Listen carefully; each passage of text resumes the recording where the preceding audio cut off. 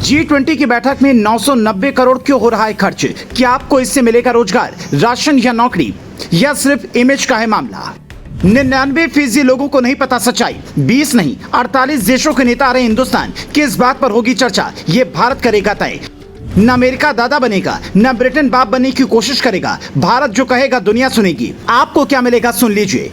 हिंदुस्तान के हर चौक चौराहे पर एक चर्चा है कि G20 के नाम पर मोदी सरकार ने 990 करोड़ रुपए क्यों खर्च किए। क्या इस पैसे से देश का कोई और काम नहीं होता? तो सवाल है कि क्या सरकार ने जानबूझकर जनता का पैसा पानी में बहा दिया? हो सकता है आपसे भी कोई ये सवाल पूछे, तो अगले 60 सेकंड में हम आपको बताने जा रहे हैं, उसे गौर से सुनिए। आपके घर कोई मेहमान आता है तो सोफे का कवर बदलते हैं, अगर चौकी है तो अच्छा सा चादर उस पर डालते हैं और खर्चा करके मिठाई और राशन लाते हैं और मेहमान को देते हैं ताकि वो ये कहे कि आप अच्छे हैं। यही काम पंचायत की मुखिया, जिले के मालिक डीएम और राज्य के मुख्यमंत्री करते हैं। जब उनके यहाँ पर कोई आता है, शहर को चमकाते हैं, थोड़ी इमेज बदलते हैं। तो यही काम देश लेवल पर मोदी सरकार ने किया और 990 करोड़ का बजट पहले ही वित्त मंत्री निर्मला सीतारमण ने जारी कर दिया था। पर सवाल है कि इससे 140 करोड़ हिंदुस्तानियों को क्या मिलेगा? तो एक एक कर समझिए। हर काम के दो फायदे हैं, पहला तत्कालीन और दूसरा दूरगामी। तो पहले दूरगामी वाला सुनिए, फिर तत्कालीन फायदा गिनवाते हैं। दूरगामी फायदे को समझने के लिए थोड़ा G20 को भी समझना होगा।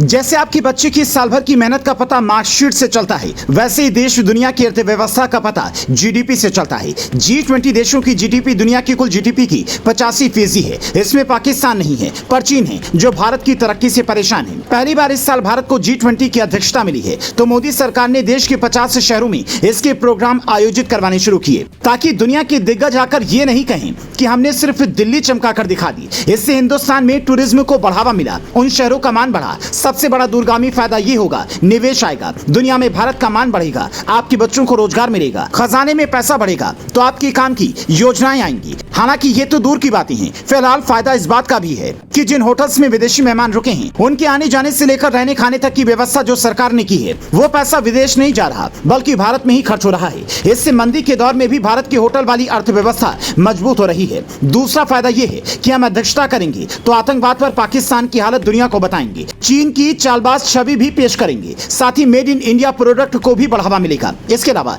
तीसरा फायदा ये भी है कि इतने सारे विदेशी मेहमान को एक साथ सिक्योरिटी देने की बात को हमारे जवानों ने एक चैलेंज की तरह लिया है, जो ये बताता है कि पाकिस्तान की तरह हमारे यहाँ पर कोई ये कहकर आने से मना नहीं कर सकता कि भारत सुरक्षित नहीं है। तो कुल मिलाकर तत्कालीन फायदा भारत की इमेज का है, क्योंकि G20 की अध्यक्षता के बाद भारत की छवि और मजबूत होने वाली है, क्योंकि ब्रिटेन, अमेरिका, इटली, फ्रांस, रूस, चीन और जापान जैसे देश जिस समिट में बैठे होंगे, वहां भारत उन्हें यह बताएगा कि किस विषय पर चर्चा होनी है और दुनिया को किस राह पर चलना चाहिए। आप ये जानकर हैरान हो जाएंगे कि इसमें सिर्फ 20 ही नहीं बल्कि 48 देश शामिल हैं, क्योंकि 19 देशों के अलावा इसी ग्रुप में जो यूरोपियन यूनियन शामिल है, उसके अंतर्गत 28 देश आते हैं। चूंकि G20 दुनिया के विकसित और विकासशील देशों का ग्रुप है, जिसका सदस्य न होने का दर्द पाकिस्तान को हमेशा सताता रहता है। तो भारत अगर उसकी अध्यक्षता कर रहा है तो फिर दुश्मनों को जलन तो होगी ही। तो पाकिस्तान जैसे देशों के लिए भारत की यह सफलता बर्दाश्त के बाहर है। इसीलिए वहां के आतंकी संगठन कोई बड़ी साजिश भी रच सकते हैं, पर सुरक्षा में तैनात कमांडोज ने ना तो कभी उनके नापाक मंसूबों को कामयाब होने दिया और ना ही होने देंगे। हालांकि सवाल यहाँ आपके दिमाग में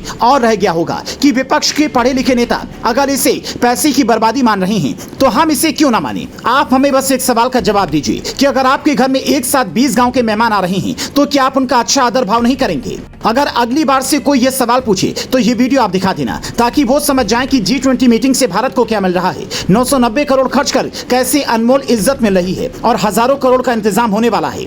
हम पूरी दुनिया को परिवार के रूप में देखते हैं, पर लोगों को दिक्कत इस बात से भी है कि G20 के लोगों पर मोदी जी की पार्टी की कमल का निशान क्यों बना है।